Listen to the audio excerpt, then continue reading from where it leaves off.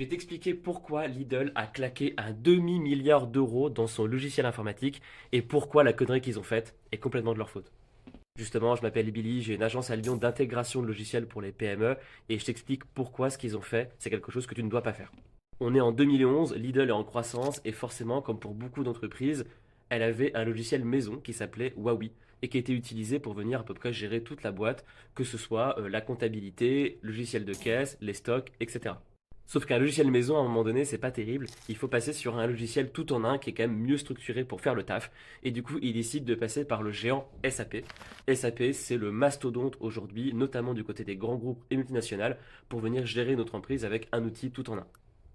Sauf que quand on veut utiliser un logiciel qui existe déjà, on est obligé de s'adapter au fonctionnement de ce logiciel.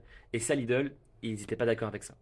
Ils avaient un fonctionnement un peu spécifique chez Lidl. C'est que plutôt que de partir du prix hors taxe pour ensuite rajouter la TVA par-dessus, ils faisaient dans l'autre sens. Ils partaient d'abord du prix TTC qu'ils aimeraient avoir, et à partir de là, ils venaient générer le prix hors taxe. C'était pas vraiment très conventionnel, et du coup, sur SAP, c'est quelque chose qui se faisait pas de façon native. Bien sûr, il n'y a pas que la TVA, il y a plein d'autres éléments où Lidl a dit non, nous on fonctionne comme ça, donc on veut que notre logiciel fonctionne comme ça. Et donc, ils ont imposé lors de l'implémentation de l'outil à ce que l'outil s'adapte complètement à leurs usages, alors que c'est normalement plutôt à eux de s'adapter à l'outil. Ça a l'air de rien, mais du coup, devoir reconstruire un outil à partir des usages plutôt que de transformer les usages, c'est quelque chose qui est très long, qui est très cher et qui fonctionne malheureusement pas très très bien. Couplé au fait qu'il y a quand même des centaines de magasins partout dans le monde, avec plein de salariés à reformer sur de nouveaux logiciels à différents endroits, à la fin on obtient une sorte de grosse bombe qui est difficile à désamorcer quand même. Au final, ils ont passé 7 ans à essayer d'intégrer SAP dans leur société.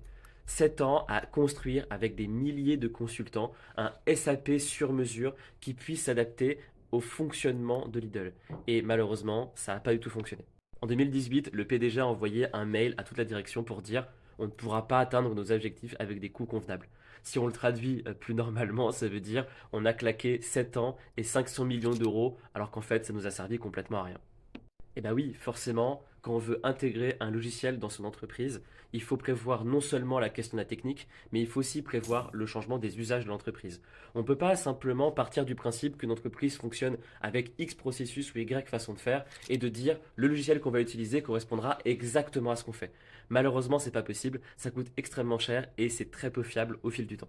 Et bien justement, cette chaîne, elle est là pour venir parler d'organisation et de structure dans une entreprise. Donc si tu aimes ce sujet, abonne-toi.